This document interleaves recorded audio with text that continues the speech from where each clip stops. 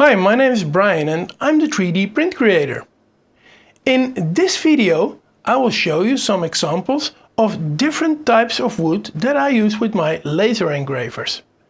I made this video because at this moment it's pretty difficult to find good wood for photo engravings here in the Netherlands, and I found out that using other types of wood can give you very unsatisfying results.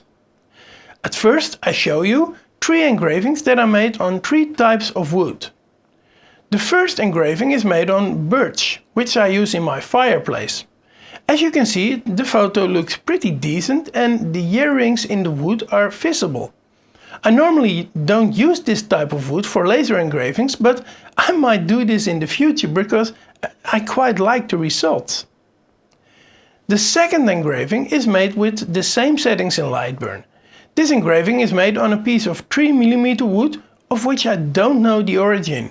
It was supplied with my Creality Falcon2 laser engraver and it cuts beautifully, but as you can see it's not that great for engraving photos on it. The third piece of wood is what they call multiplex in the Netherlands or plywood in many other countries.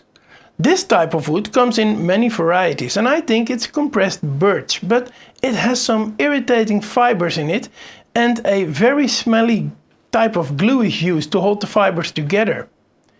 It shows the engraving, but I don't really like the quality of the photo.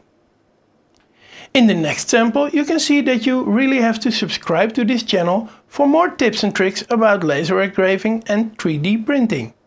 Where the left sample is made on the same free sample of wood that came with the Falcon 2 laser, and the right sample is made on the same plywood with the strong smell of glue. Now, out of these 3 engravings, which one do you like the most?